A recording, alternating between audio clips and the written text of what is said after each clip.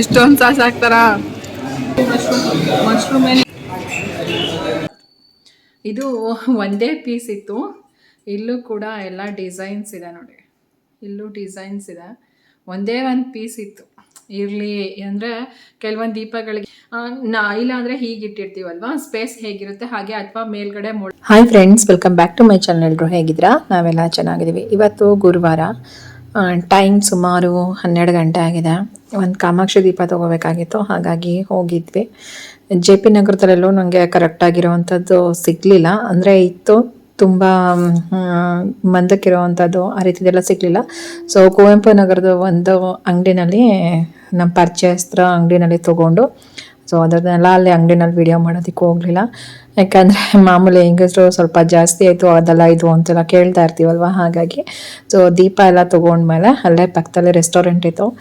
ಇನ್ನೇನು ಮನೆಗೆ ಹೋಗಿ ಅಡುಗೆ ಮಾಡೋದೇನೋ ಏನೂ ಮಾಡಿರಲಿಲ್ಲ, ಬೆಳಗ್ಗೆ ಉಪ್ಪಿಟ್ಟು ಮಾಡಿದ್ದೆ ಅಷ್ಟೇ. ಹಾಗಾಗಿ ಇಲ್ಲೇ ತಿನ್ಕೊಂಡು ಹೋಗೋಣ ಅಂತ ಹೇಳ್ಬಿಟ್ಟು ನಾನು ಮತ್ತು ರವಿಕುಮಾರ ಮಶ್ರೂಮ್ ಫ್ರೈಡ್ ರೈಸ್ ತೊಗೊಂಡ್ವಿ. ನಮ್ಮ ಸಚ್ಚು ನೂಡಲ್ಸ್ ತೊಗೊಂಡಿದ್ದಾನೆ, ಪನ್ನೀರ್ ನೂಡಲ್ಸ್ ತೊಗೊಂಡ. ಅವನು ಏನಕ್ಕೆ ಸ್ಕೂಲ್ಗೆ ಹೋಗಿಲ್ಲ ಅಂದರೆ ನಿನ್ನೆ ನೈಟಿಂದ ಅವನಿಗೆ ಫೀವರ್ ಇತ್ತು.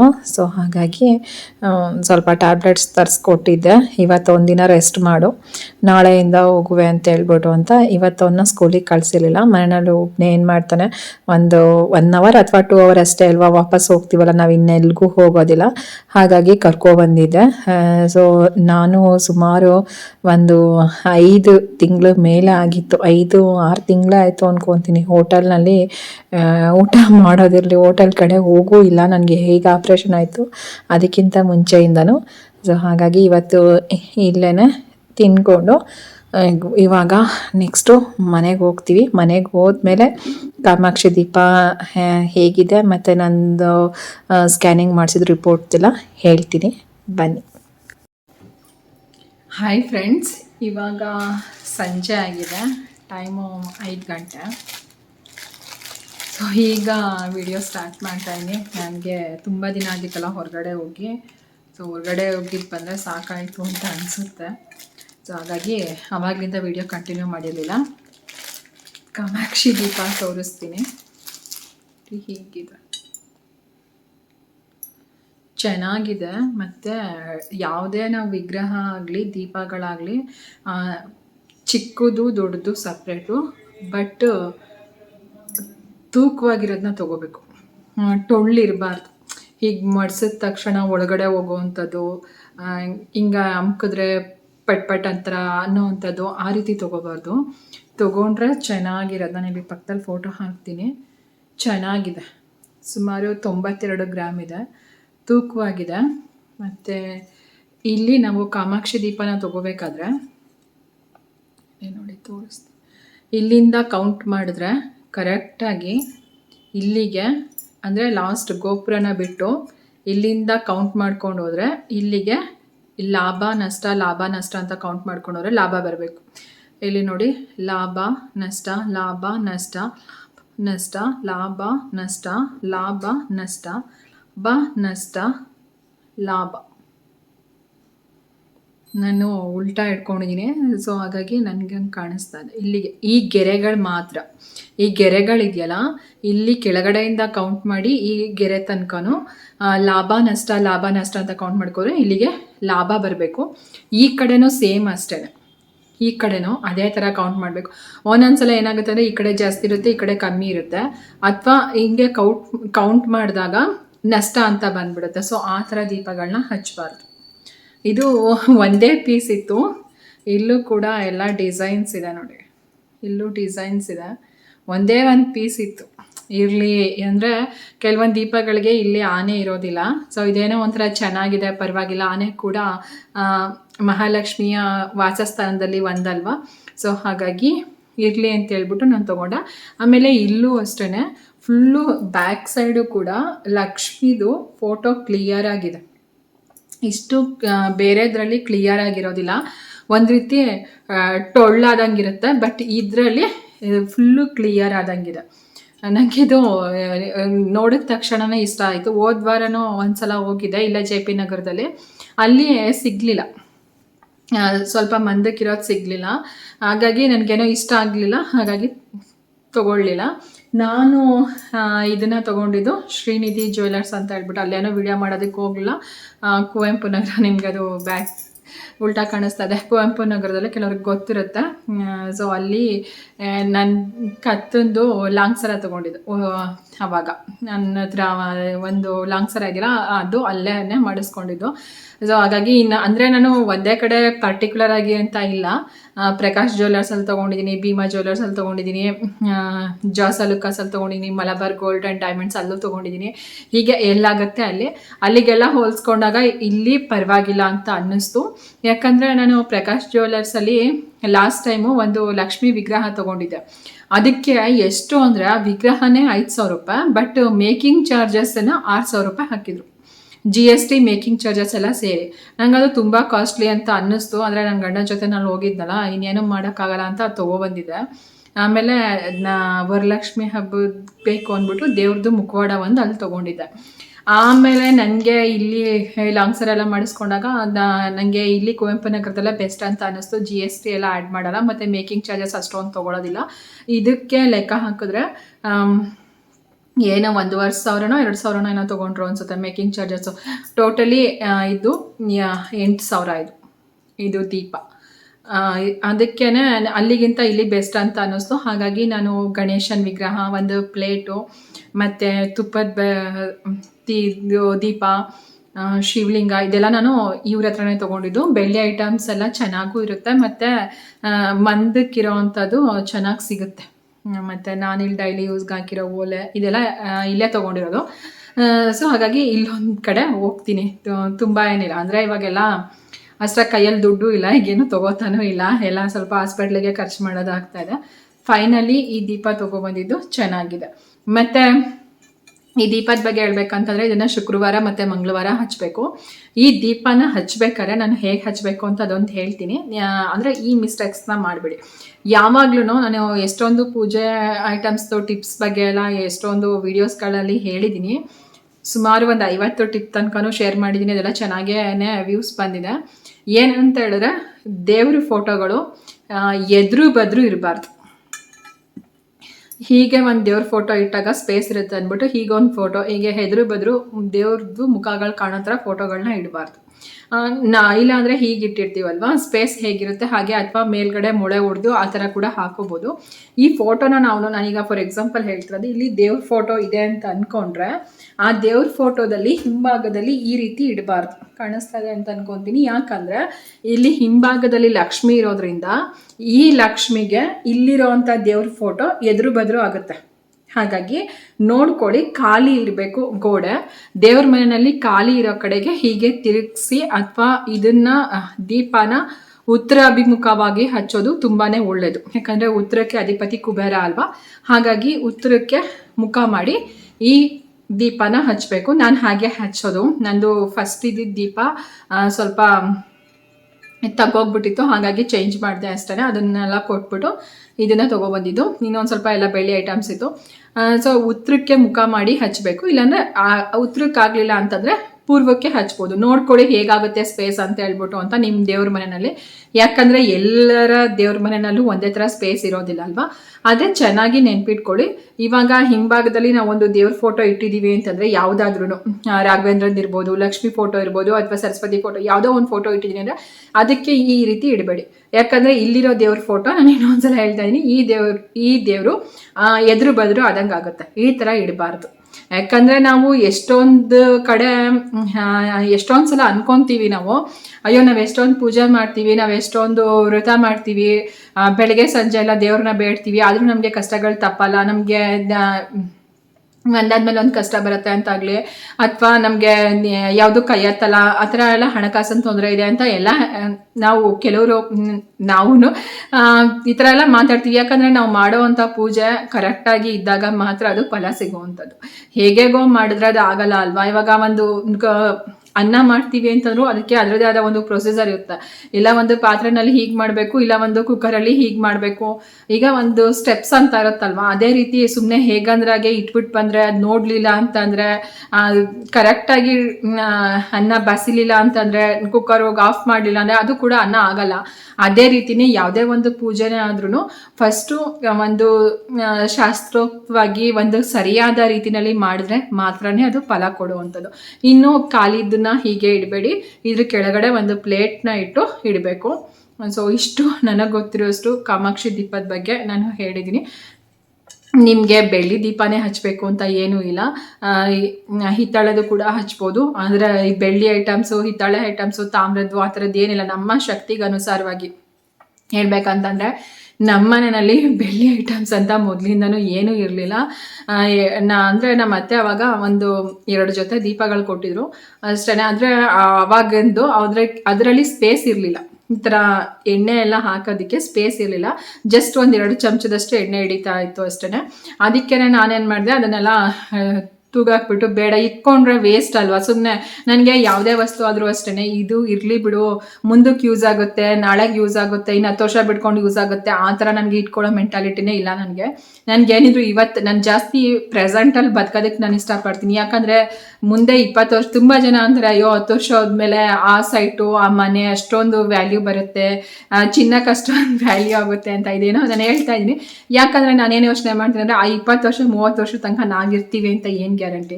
ಮನುಷ್ಯ ಎಲ್ಲ ಶಾಶ್ವತವಾಗಿರ್ಬೇಕು ಅಂತ ಅನ್ಕೊಳ್ಳೋನು ಫಸ್ಟು ನಮ್ಮ ಜೀವನ ಶಾಶ್ವತ ಇದೆಯಾ ಅಂತ ಫಸ್ಟು ನೋಡ್ಕೋಬೇಕು. ಸೊ ಹಾಗಾಗಿ ನನಗೆ ಒಂದು ಕಡೆ ಸ್ಟೋರ್ ಮಾಡೋ ಅಂಥ ಬುದ್ಧಿ ಅಂತೂ ನನಗಿಲ್ಲ. ಏನೋ ಸ್ವಲ್ಪ ನನ್ನ ಕೈಲಾದಷ್ಟು ದುಡ್ಡಿದ್ದರೆ ದುಡ್ಡಂತೂ ಎತ್ತಿಡ್ತೀನಿ. ಯಾಕಂದರೆ ಹೀಗೆ ಸಡನ್ನಾಗಿ ಎಲ್ಲಾದರೂ ಹೋಗ್ಬೇಕು ಅಂದರೆ ಅಥವಾ ಏನಾದ್ರು ಸಡನ್ನಾಗಿ ಬೇಕು ಅಂದಾಗ ಇನ್ನೊಬ್ಬರನ್ನ ಕೇಳೋದು ತಪ್ಪುತ್ತೆ ಅಂದ್ಬಿಟ್ಟು ಅಂತ. ಆದರೆ ವಸ್ತುಗಳಾಗಲಿ ಇದೇನೋ ಮುಂದಕ್ಕೆ ಯೂಸ್ ಆಗುತ್ತೆ, ಅದು ಯೂಸ್ ಆಗುತ್ತೆ, ಇದು ಯೂಸ್ ಆಗುತ್ತೆ, ಆ ಥರ ನಾನು ಎತ್ತಿ ಇಟ್ಕೊಳ್ಳೋದಿಲ್ಲ. ಅವತ್ತಿನ ಸ್ಥಿತಿಗೆ ಯಾರಿಗೆ ಅನುಕೂಲ ಆಗುತ್ತೋ ಅವ್ರಿಗೆ ಕೊಟ್ಬಿಡ್ತೀನಿ.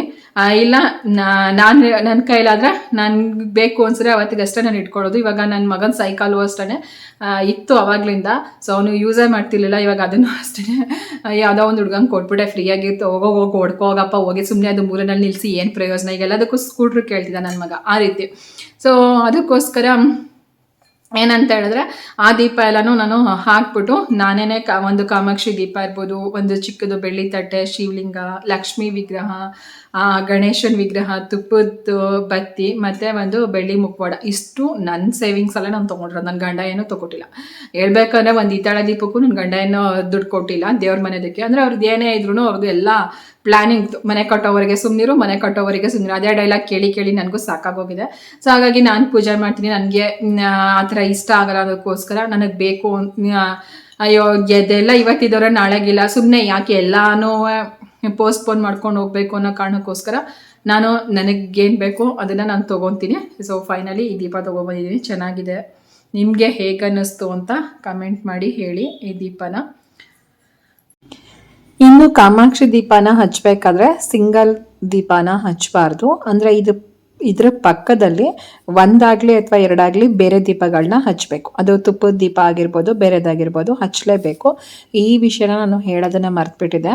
ಸೊ ವಿಡಿಯೋ ಎಡಿಟ್ ಮಾಡ್ಬೇಕಾದ್ರೆ ನೆನಪಾಯಿತು, ಹಾಗಾಗಿ ವಾಯ್ಸ್ ಓವರ್ ಕೊಡ್ತಾ ಇದ್ದೀನಿ. ಮರಿದಿನ ಇದ್ರ ಜೊತೆ ಇನ್ನೊಂದು ದೀಪನ ಹಚ್ಚಿ. ಲಾಸ್ಟ್ ವೀಕು ಅದೇ ತುಂಬ ಹೇರ್ ಫಾಲ್ ಎಲ್ಲ ಆಗ್ತಿತ್ತು ಅಂತ ತೋರಿಸಿದೆ.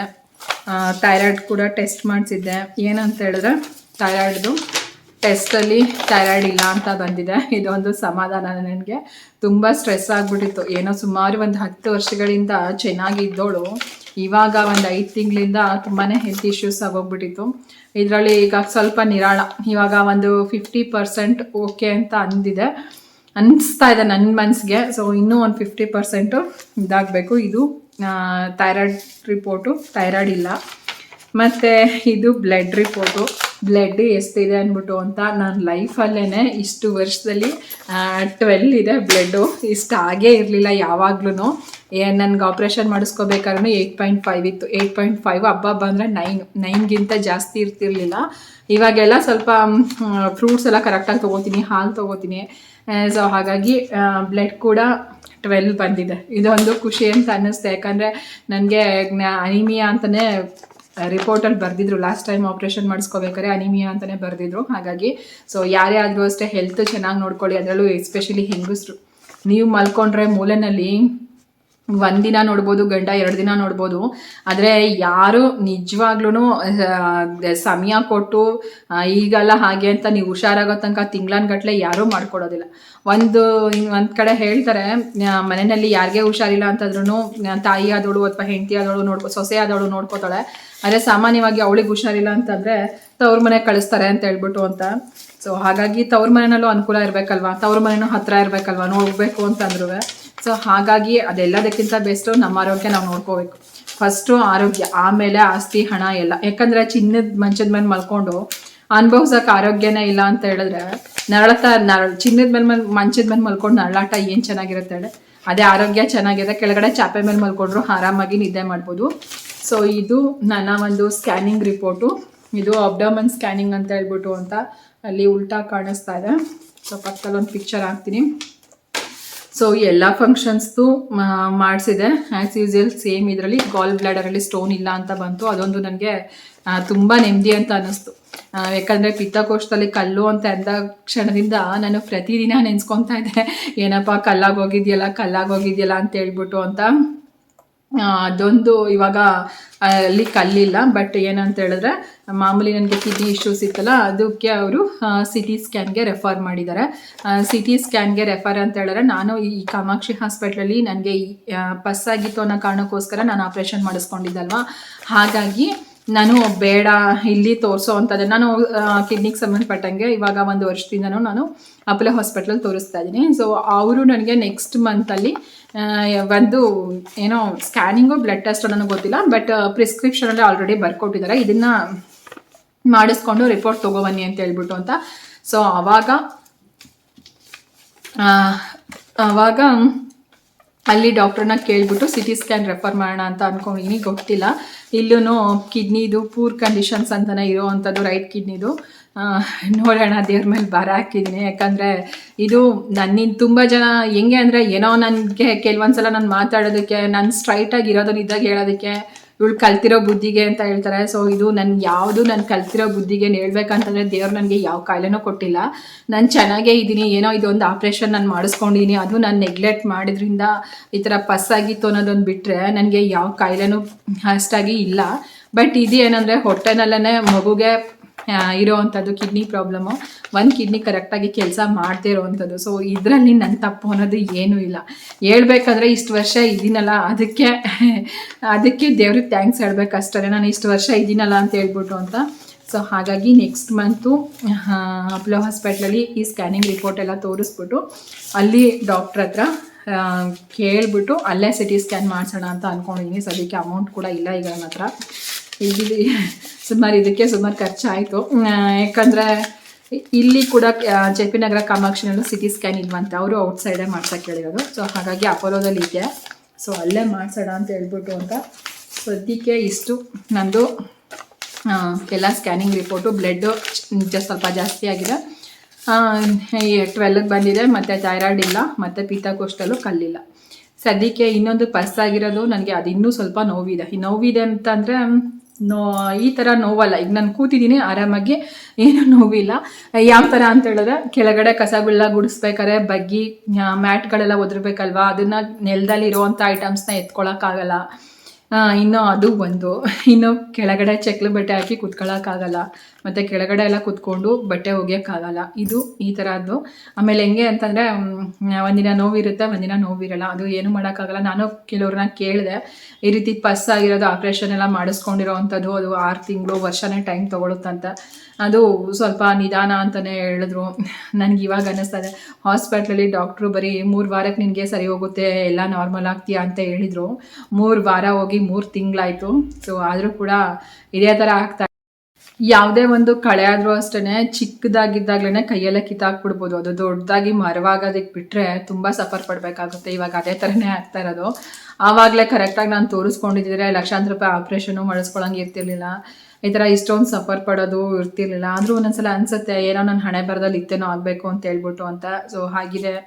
ಅಂತ ಹೇಳ್ಬಿಟ್ಟು ಅಂತ. ಬಟ್ ನನಗೆ ಇದು ತುಂಬಾ ನನಗೆ ಸಮಾಧಾನ ಅಂತ ಅನ್ನಿಸ್ತು. ಯಾಕಂದರೆ ಈ ರಿಪೋರ್ಟಲ್ಲಿ ಏನಾದ್ರೂ ಪಾಸಿಟಿವ್ ಆಗಿ ನಿಮಗೆ ಥೈರಾಯ್ಡ್ ಇದೆ ಅಥವಾ ನಿಮಗೆ ಗಾಲ್ ಬ್ಲಾಡರಲ್ಲಿ ಸ್ಟೋನ್ ಇದೆ ಅಂತ ಹೇಳಿದಿದ್ರೆ ನಿಜವಾಗ್ಲೂ ನಂಗೆ ಇನ್ನೂ ಅರ್ಧ ತಲೆ ಕೆಟ್ಟೋಗ್ತಿತ್ತು ನನಗೆ. ನನಗೆ ಅವಾಗ ನನಗೆ ಅವರು ಡಾಕ್ಟ್ರ್ ಹೇಳಿದರು 10 ಗಾಲ್ ಬ್ಲ್ಯಾಡರಲ್ಲಿ 10 mm ಒಳಗಡೆ ಇದ್ದರೆ ಸ್ಟೋನ್ ಹೋಗುತ್ತೆ ಅಂತ. ಹಂಗನ್ಬಿಟ್ಟು ನಾನು ಏನೂ ಟ್ರೀಟ್ಮೆಂಟ್ ತೊಗೊಂಡಿಲ್ಲ. ತುಂಬ ಜನ ವಿಶ್ ಮಾಡಿದ್ರಿ, ಅವ್ರೆಲ್ರಿಗೂ ಥ್ಯಾಂಕ್ಸ್. ಈಗ ಡೈಲಿ ಆ್ಯಪಲ್ ತಿನ್ನಿ ಅಥವಾ ಬಾಳೆದಿಂಡಿನ ಜ್ಯೂಸ್ ಕುಡೀರಿ ಹಾಗೆ ಹೀಗೆ ಅಂತ ಎಲ್ಲ ಕಾಮ್ ಕಸ್ತೂರಿ ಬೀಜ ಅದ್ರದ್ದು ಸಬ್ಜಾ ಸೀಡ್ಸ್ ಅದೆಲ್ಲ ಬೆಳಗ್ಗೆ ಟೈಮ್ ತೊಗೊಳ್ಳಿ, ಹೀಟೆಲ್ಲ ಕಮ್ಮಿ ಆಗುತ್ತೆ ಆ ಥರ ಎಲ್ಲ ತುಂಬ ಸಜೆಸ್ಟ್ ಮಾಡಿದರೆ. ಸೊ ನಿಮ್ಮ ಆರೈಕೆ ಕೂಡ ಪಲ್ಸಿದೆ ಅಂತ ಅನ್ಕೊತೀನಿ. ಹಾಗಾಗಿ ಇದೆಲ್ಲ ನನಗೆ ರಿಪೋರ್ಟ್ ನೆಗೆಟಿವ್ ಬಂದಿರೋದ್ರಿಂದ ಈಗ ಫೈನಲ್ ಆಗಿ ಒಂದು CT ಸ್ಕ್ಯಾನ್ ರಿಪೋರ್ಟ್ ಕೂಡ ಆದಷ್ಟು ನೆಗೆಟಿವೇ ಬರಲಿ ಅಂತ ಅದೊಂದು ಬೇಡ್ತಾ ಇದ್ದೀನಿ ದೇವ್ರನ್ನ ಅಷ್ಟೇ. ಸೊ ಓಕೆ, ಇಷ್ಟು ನಂದು ಸ್ಕ್ಯಾನಿಂಗ್ ರಿಪೋರ್ಟು. ಯಾರೇ ಆದರೂ ಅಷ್ಟೇ ನಾನು ಇಷ್ಟೇ ಹೇಳೋದು, health is precious than wealth. So ಆರೋಗ್ಯ ಚೆನ್ನಾಗಿದ್ರೆ ಎಷ್ಟು ಹಣ ಬೇಕಾದ್ರೂ ಸಂಪಾದನೆ ಮಾಡ್ಬೋದು, ಎಷ್ಟು ಇದ್ದಿದ್ರಲ್ಲಿ ನೆಮ್ಮದಿಯಾಗಿರ್ಬೋದು. ಸೊ ಒಂದು ನಿಜವಾಗ್ಲೂ ಹೆಲ್ತ್ ಸರಿ ಇಲ್ಲ ಅಂತಂದಾಗ ಒಂದು ರಾತ್ರಿ ಕಳೆಯೋದು ತುಂಬಾ ಕಷ್ಟ ಅಂತ ಅನಿಸುತ್ತೆ. ಒಂದೊಂದು ಗಂಟೆ ಕೂಡ ಎಷ್ಟು ಭಯಂಕರವಾಗಿ ಕಾಡುತ್ತೆ ಅಂತ ಅನ್ನೋದು ಅನುಭವಿಸಿದವ್ರಿಗೆ ಮಾತ್ರ ಗೊತ್ತು. ಅದೇ ಚೆನ್ನಾಗಿದ್ದಾಗ ರಾತ್ರಿ ಮಲಗಿದಾಗ ನಮಗೆ ಬೆಳಗ್ಗೆ ಅನಿಸುತ್ತೆ ಆಗಲೇ ಬೆಳಕಾಗ್ಬಿಡ್ತಲ್ಲಪ್ಪ ಅಂತ ಅಲಾರಾಮ್ ಆಗಲಿ ಅಥವಾ ಎದ್ದೇಳಕ್ಕಾಗಲಿ ಎಷ್ಟು ಸೋಮಾರಿತನ ತೋರಿಸ್ತಾ ಇರ್ತೀವಿ. ಅದೇ ನಮಗೆ ಹುಷಾರಿಲ್ಲ ಅಂತಂದಾಗ ಅಯ್ಯೋ ಎಷ್ಟು ಬೇಗ ಬೆಳಕಾದ್ರೆ ಸಾಕಪ್ಪ ಅಂತ ಅನ್ನಿಸ್ತಾರತ್ತಲ್ವ. ಸೊ ಯಾರೇ ಆದರೂ ಅಷ್ಟೇ ಹೆಲ್ತ್ನ ನೆಗ್ಲೆಕ್ಟ್ ಮಾಡೋಕೆ ಹೋಗ್ಬಿಡಿ. ಸೊ ಫ್ರೆಂಡ್ಸ್, ಇಷ್ಟೇ ಇವತ್ತಿನ ಒಂದು ವಿಡಿಯೋ ನಿಮಗೆ ಇಷ್ಟ ಆಯಿತು ಅಂತ ಅನ್ಕೊತೀನಿ. ಆ್ಯಸ್ ಯೂಸ್ವಲ್ ಇಷ್ಟ ಆದರೆ ಯೂಟ್ಯೂಬಲ್ಲಿ ನೋಡ್ತಾರೆ ಸಬ್ಸ್ಕ್ರೈಬ್ ಮಾಡ್ಕೊಳ್ಳಿ, ಅಥವಾ ಫೇಸ್ಬುಕ್ಕಲ್ಲಿ ನೋಡ್ತಾರೆ ಫಾಲೋ ಮಾಡಿ. Thank you, bye.